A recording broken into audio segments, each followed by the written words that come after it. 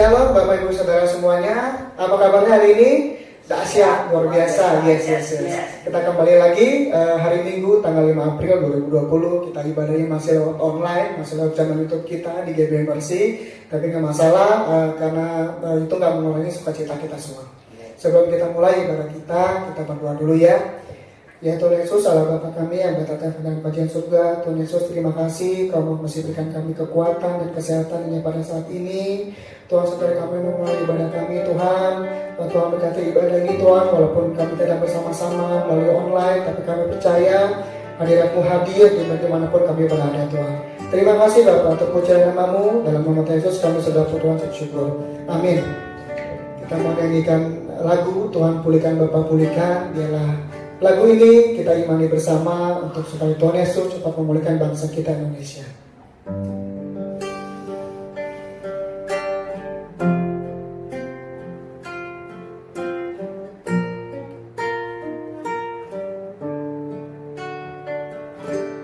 Kami umat-Mu rendahkan diri, sujud dan berdoa,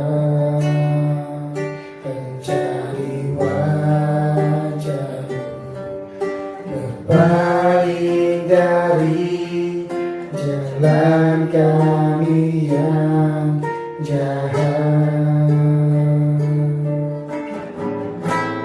Oleh anugerah-Mu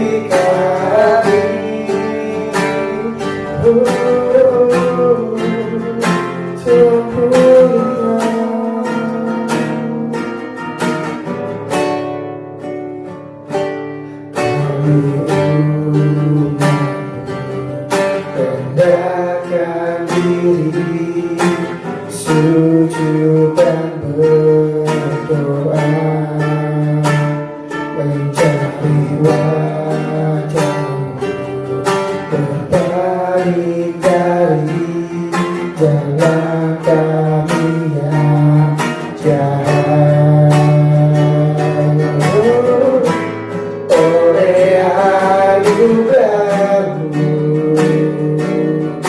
ampunilah.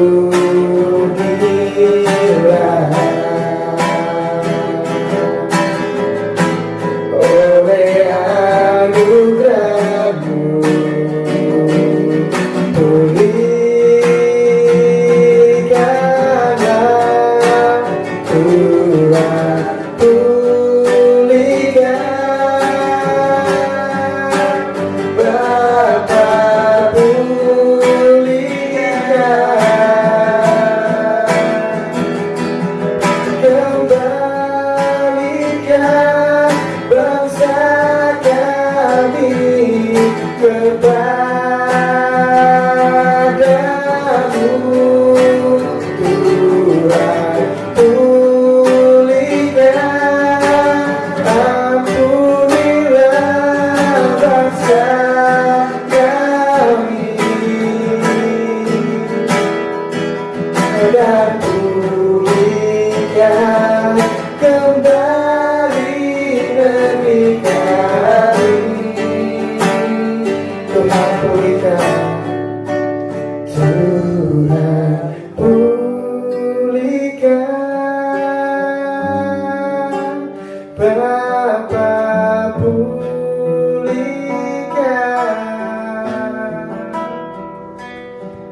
kembalikan bangsa kami kepadamu,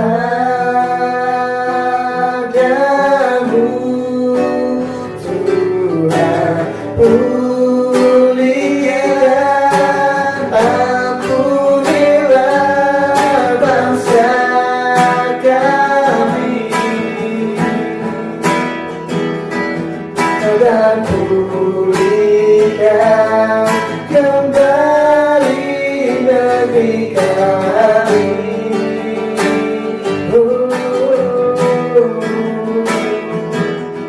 Dan pulihkan kembali negeri kami. Pulihkan Indonesia. Dan pulihkan kembali Indonesia. Pulihkan Indonesia.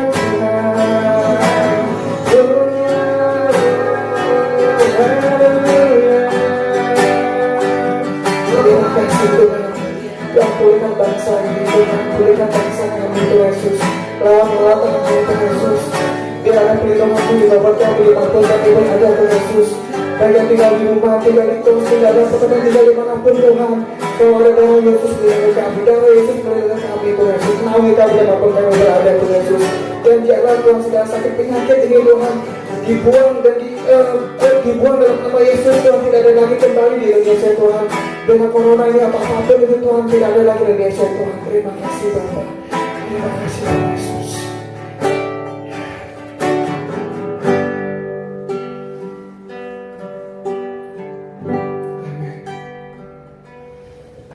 Selamat pagi saudara-saudara yang sekasih dalam Tuhan Yesus Kristus.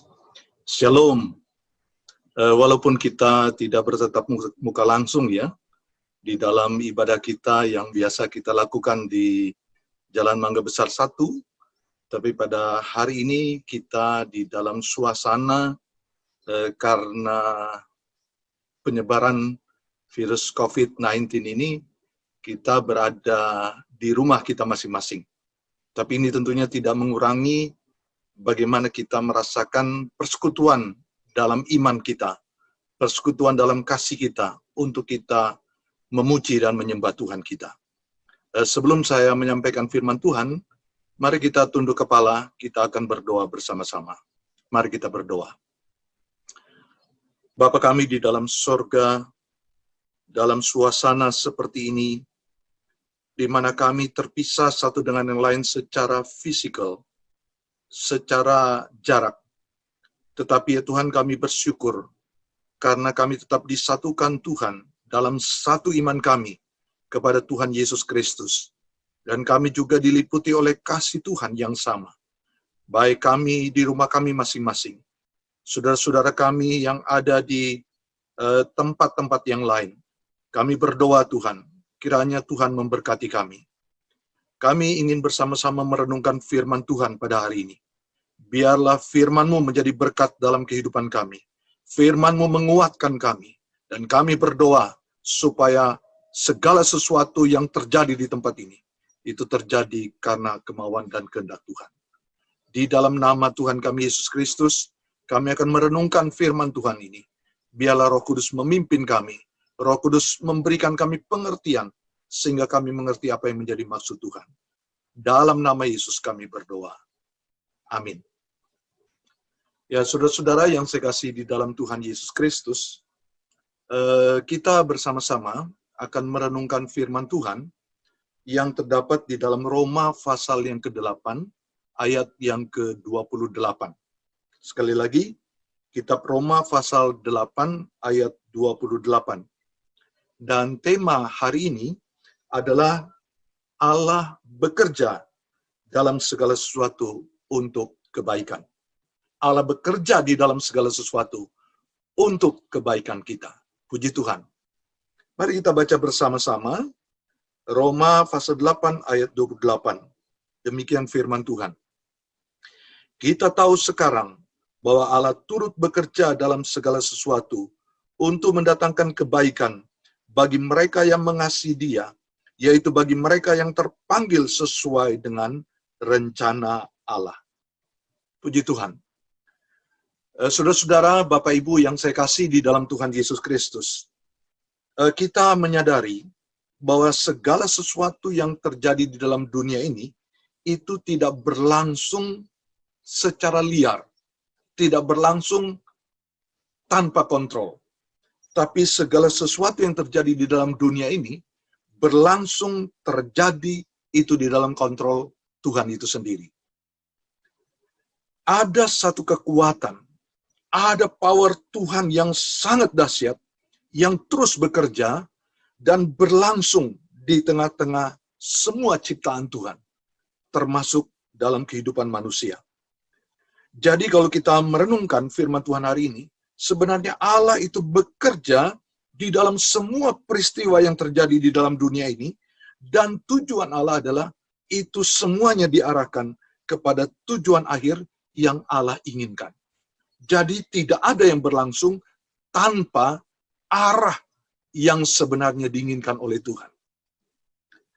Memang pandemik virus corona atau yang dikenal dengan COVID-19 atau COVID-19 ini memang sangat-sangat menimbulkan kepanikan. Karena penularannya begitu cepat tersebar di seluruh dunia. Kalau kita lihat, tidak lagi membedakan soal status sosial. Apakah dia orang terpandang, apakah dia orang biasa, orang kaya, orang miskin, orang di negara maju, orang di negara berkembang, hampir semua, kalau kita mau katakan, itu dapat terjangkit dengan virus ini. Kita mendengar bagaimana perkembangan dalam akhir-akhir ini begitu mengagetkan, justru di negara-negara maju, seperti Amerika Serikat, negara Eropa, itu begitu cepat pertambahannya, dan ini semakin memberikan orang di dalam ketakutan. Nah, hari ini, ketika kita merenungkan dalam Roma pasal 8, ayat 28, sekali lagi, hamba Tuhan, Rasul Paulus menuliskan tentang adanya providensia Allah. Apa itu providensia? Providensia itu adalah pemeliharaan Tuhan. Pemeliharaan Tuhan atas dunia ini. Paulus katakan demikian, kita tahu sekarang bahwa Allah turut bekerja dalam segala sesuatu untuk mendatangkan kebaikan bagi mereka yang mengasihi Dia.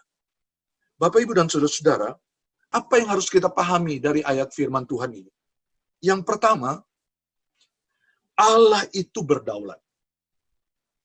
Allah itu berkuasa atas segala-galanya. Jadi kalimat Allah bekerja dalam segala sesuatu menunjukkan tentang kedaulatannya atas segala sesuatu. Istilah kata dalam memberi pengertian bahwa Allah tidak mengerjakan segala sesuatu. Khususnya menyangkut dengan kejahatan, menyangkut dengan hal-hal jahat, dan menyangkut dengan hal-hal yang buruk, termasuk masalah COVID-19. Allah tidak mengerjakan itu. Kata dalam itu berarti itu bekerja atau keburukan itu, kejahatan itu berlangsung. Tapi kemudian Allah bekerja di dalamnya untuk mengarahkannya. Artinya, segala sesuatu sebenarnya itu di dalam kontrol Allah. Mengapa tadi saya katakan Allah tidak mengerjakan segala sesuatu, khususnya hal-hal jahat dan hal-hal yang buruk? Karena kalau kita pahami, kejahatan dan keburukan itu sebenarnya penyebabnya adalah karena manusia jatuh di dalam dosa. Kalau kita membaca Kejadian 3 ayat 17-19, itu tertulis, sejak manusia jatuh di dalam dosa, manusia itu terkutuk. Tapi bukan hanya manusia. Dikatakan manusia terkutuk, tapi bumi pun itu terkutuk.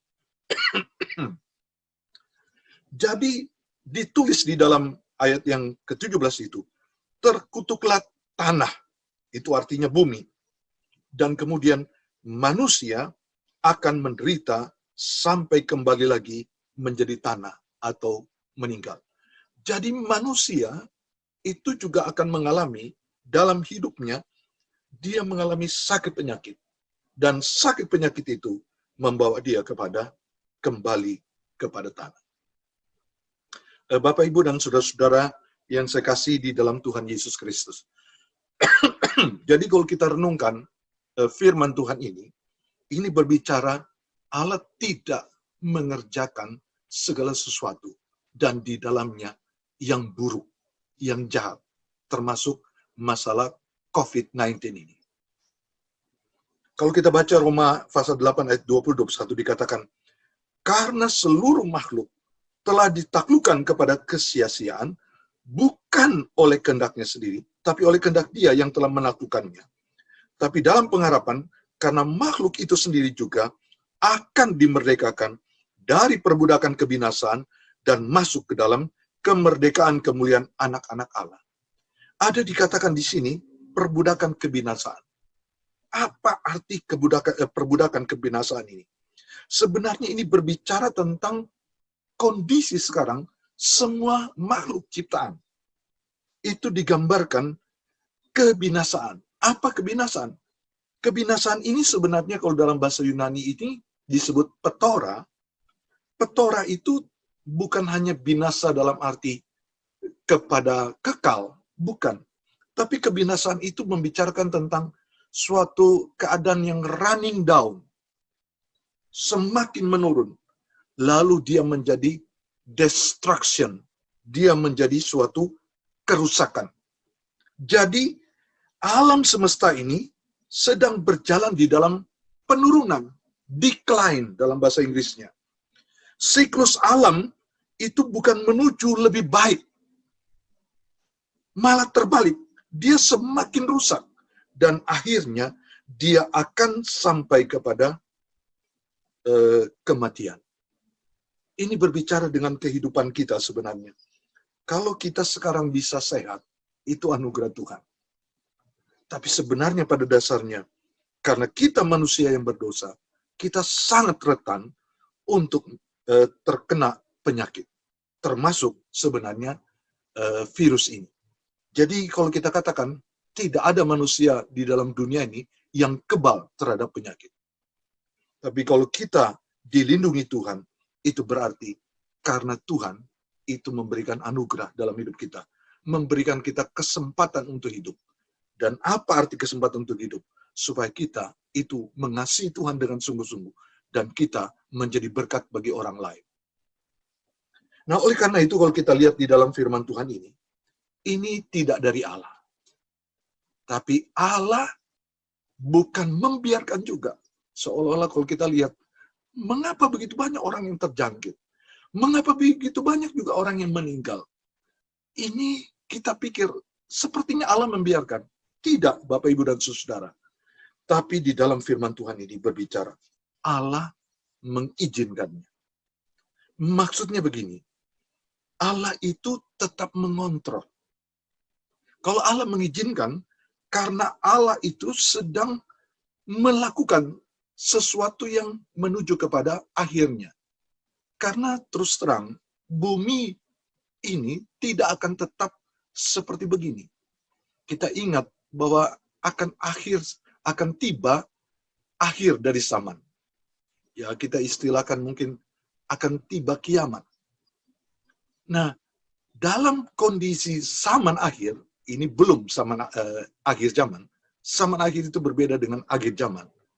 Dalam kondisi ini kita lihat penurunan terus-menerus terjadi. Dan kita lihat satu virus ini sangat luar biasa. Manusia tidak berdaya. Menunjukkan sebenarnya Allah ini sebenarnya benar-benar menunjukkan kepada manusia. Jangan berharap untuk tinggal terus-menerus di tengah-tengah dunia ini. Ada tujuan hidup kita, yaitu kehidupan kekal. Jadi kembali, bahwa Allah itu mengontrol. Kenapa Allah mengontrol? Karena Allah juga tidak membiarkan COVID-19 ini akan liar, sehingga tanpa ada yang dapat menghentikan. Saya sangat yakin dalam iman saya, kalau ini belum waktunya akan kedatangan Tuhan Yesus yang kedua, Allah akan menghentikan COVID-19 ini. dengan cara Allah sendiri. Manusia hanya diberikan hikmat, para ahli diberikan hikmat, orang medikal diberikan hikmat, tapi itu Allah yang sebenarnya mengontrol dan Allah mampu untuk menghentikan. Jadi kalau Allah mengizinkan hal-hal buruk ini terjadi, sebenarnya Allah sedang mengarahkannya kepada tujuan akhirnya. Dan tujuan akhirnya bagi kita orang percaya adalah kebaikan. Kedua, kalau kita renungkan firman Tuhan ini mendatangkan kebaikan. Jadi, mendatangkan kebaikan. Kok kita bicara kebaikan, kok buktinya terjadi? Pandemik ini kan buruk ya. Semua orang berpikir, buruk Pak, tidak ada kebaikannya. Kalau kita lihat, memang sekali lagi, ini buruk di dalam kondisi virus itu berjangkit kepada manusia. Tetapi sebenarnya, kalau kita lihat, walaupun ini seperti tadi saya katakan, ini dunia sedang running down, dunia sedang menuju kepada destruktif, itu Tuhan mengontrol. Kenapa? Karena Tuhan sebenarnya mau mengarahkannya untuk kebaikan orang percaya. Apa kebaikan itu? Yang pertama, kebaikan itu berbicara tentang keselamatan orang yang mengasihi Allah. Keselamatan. Providensia Allah harus dipahami dari sudut karya keselamatan. Allah mengerjakan melalui Tuhan Yesus Kristus dan Allah menyelamatkan orang percaya. Itulah sebabnya sebenarnya segala sesuatu bagi orang percaya muaranya kebaikan. Bapak, Ibu, dan Saudara, kita tidak mendoakan kita terkena virus. Tapi saya berpikir, manusia dapat mati dengan cara apapun. Mungkin tidak dengan virus ini. Tapi juga saya mendengar ada teman saya yang meninggal bukan karena virus ini. Tapi memang saatnya dia dipanggil oleh Tuhan. Tapi yang kita bicarakan bukan cara kematian daripada orang. Tapi akhir daripada kematian dan lanjutan daripada kematian. Bagaimana orang itu berada. Yaitu orang berada di dalam keselamatan. Itulah kebaikan. Jadi kalau kita lihat walaupun ini buruk, dalam kacamata Kristen, kita kan telah diselamatkan. Maka jangan takut. Dunia ini boleh berlalu dengan segala sesuatu. Tetapi kita diselamatkan. Kalau kita berbicara tentang kebaikan, yang kedua adalah kebaikan itu terjadi di dalam waktu sekarang, dalam hidup kita. Walaupun kita dihadang berbagai kesulitan, sekarang bukan masalah hanya takut tertular, tapi banyak orang kesulitan dalam soal ekonomi, dalam soal pangan. Ya. Jadi penularan COVID-19 ini berefek sangat ganda, multi efeknya. Begitu menakutkan memang. Orang tidak bisa lagi bersosialisasi, orang mau pulang kampung, tidak boleh pulang kampung.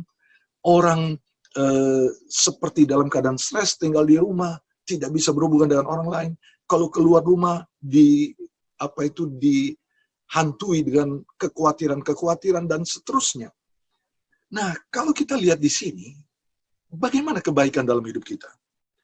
Allah senantiasa di tengah-tengah kesulitan kita, itu tetap berkarya. Ia akan menolong dan memelihara kita. Bapak, Ibu, dan Saudara, jangan takut. Kalau belum waktunya kita artinya untuk menuju kepada Tuhan di dalam kekekalan tadi, kita tidak akan terjangkit. Ya. Saya iman itu. Juga untuk semua kita di rumah. Artinya, Tuhan berarti masih memelihara kita. Di dalam Alkitab terbukti, Ayub yang sakitnya luar biasa. Sakitnya luar biasa. Dia tetap hidup. Dan akhir daripada kehidupannya, dia tetap dipelihara Tuhan. Dan dia mengalami kebaikan Tuhan. Karena kebahagiaan Ayub di bagian akhir hidupnya luar biasa. Allah memelihara dia. Allah menjaga dia. Walaupun ada pencobaan sakit penyakit. Tapi Allah mengontrolnya. Untuk Allah menunjukkan kebaikannya itu. Dia memelihara Ayub. Rasul Paulus juga berkata, walaupun mungkin sakit penyakitnya tidak membawa kematian, tapi dia mengalami Paulus katakan ada duri di dalam daging. Mengapa dia mendapat duri dalam daging? Karena itu berbicara kebaikan untuk hidupnya. Dia katakan, kalau saya hidup sekarang, itu supaya saya tahu hidup saya itu tidak boleh sombong. Saya tidak boleh angkuh. Saya tidak boleh merasa saya itu mampu dalam hidup saya. Tapi hidup saya adalah hidup yang bergantung kepada Tuhan semata. Tidak sombong. Jadi Paulus belajar dari sakit penyakitnya, bahwa dia adalah dibentuk dalam satu kebaikan. Dia semakin mengenal dirinya dan semakin mengenal Tuhan. Itu adalah kebaikan. Jadi kalau sekarang ada banyak orang yang sekarang berdoanya sungguh-sungguh, puji Tuhan. Ada orang yang sekarang berpikir, hidup saya ini untuk apa? Mau menjadi berkat orang lain. Puji Tuhan. Ada orang yang bahkan sekarang dalam situasi seperti ini, tetap menginjili, menyampaikan firman Tuhan. Karena saat-saat seperti sekarang ini sangat dibutuhkan Injil. Injil itu adalah yang akan memberikan kebaikan kepada mereka. Kalaupun mereka harus menghadapi maut sekalipun, tapi kalau mereka mengalami Injil, keselamatan luar biasa. Mereka akan hidup di dalam keselamatan yang kekal. Jadi Tuhan itu berada di tengah-tengah kita. Tuhan memelihara kita, termasuk masalah makanan.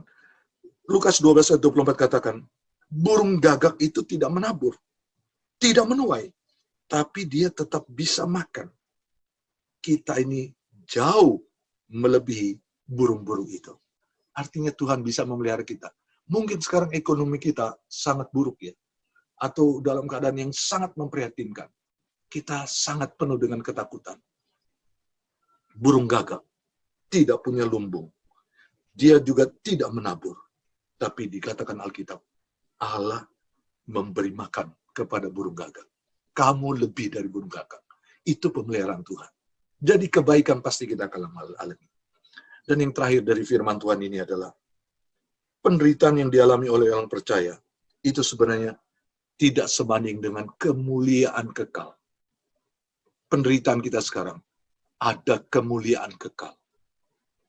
Artinya, Roma 8 ayat 18, sebab aku yakin bahwa penderitaan zaman sekarang ini tidak dapat dibandingkan dengan kemuliaan yang akan dinyatakan kepada kita.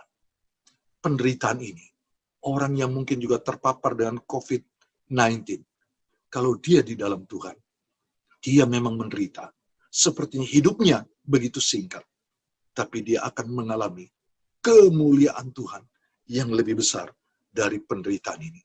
Dalam 2 Korintus pasal 4 ayat 17-18 dikatakan, sebab penderitaan ringan sekarang ini mengerjakan bagi kami kemuliaan kekal yang melebihi segala-galanya. Penderitaan ini mengerjakan kemuliaan kekal. Jauh lebih besar dari penderitaan kita. Mari hari ini kita melihat providensial. Allah bekerja dalam segala sesuatu untuk kebaikan. Jadi kalau kita lihat hari ini, tetaplah beriman. Tuhan itu menjaga, memelihara kita. Kita di dalam kebaikan, karena hidup kita telah diselamatkan di dalam Yesus. Kita akan menghadapi banyak tantangan. Tapi ingat, Allah akan bersama kita. Allah Immanuel akan memegang tangan kita. Jangan takut. Termasuk masalah-masalah yang rumit setelah efek daripada COVID-19 ini. Allah itu mampu menyelesaikan bagi kita. Dan yang terakhir, kemuliaan itu lebih besar dari penderitaan sekarang. Oleh karena itu, baiklah kita, orang percaya, menyadari penderitaan, kesulitan, masalah, tantangan COVID-19 yang kita alami, ini sebenarnya harus kita tetap setia kepada Yesus. Karena Yesus selalu akan memelihara kita. Tuhan memberkati kita. Amin. Mari kita berdoa. Terima kasih Bapa dalam surga. Hamba berdoa untuk tiap-tiap kami hari ini. Biarlah kami tetap dilawat oleh Tuhan. Kami tetap melihat kebaikan Tuhan di segala hal yang buruk.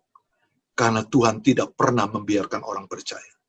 Dan lebih dari itu, karena orang percaya diselamatkan.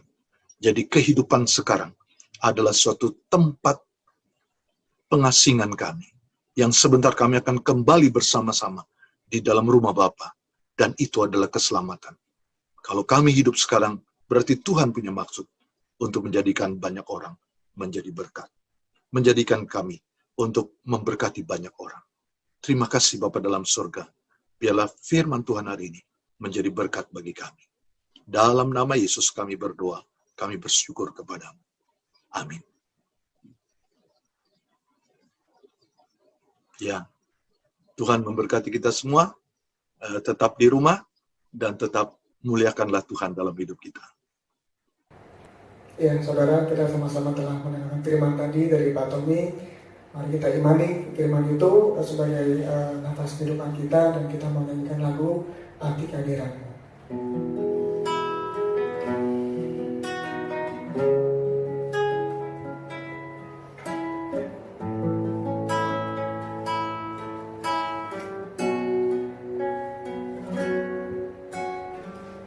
Jalanmu tak terselangi oleh setiap hati kami, namun satu hal ku percaya,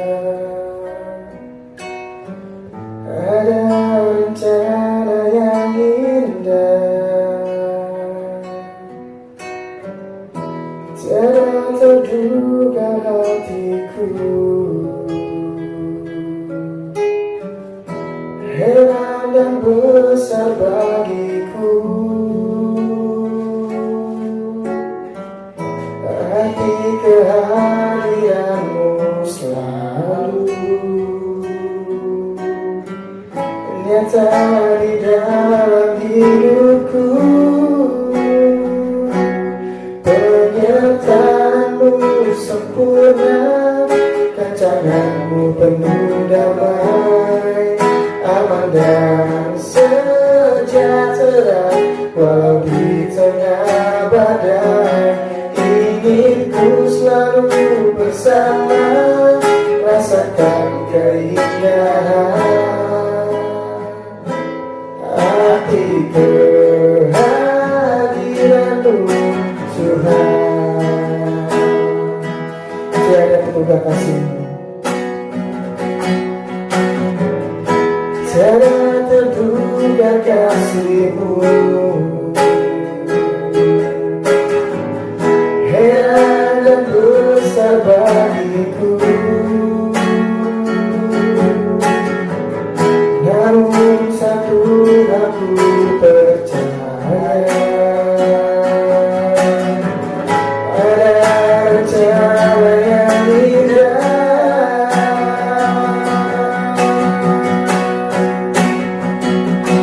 Penyertaanmu sempurna, rancanganmu penuh damai, aman dan sejahtera walau di tengah badai. Ingin ku selalu bersama, rasakan keindahan arti kehadiranmu Tuhan. Penyertaanmu sempurna, rancanganmu penuh damai, aman dan sejahtera walau di tengah badai. Ingin ku selalu bersama, rasakan keindahan arti kehadiranmu Tuhan. Arti kehadiranmu Tuhan. Arti kehadiranmu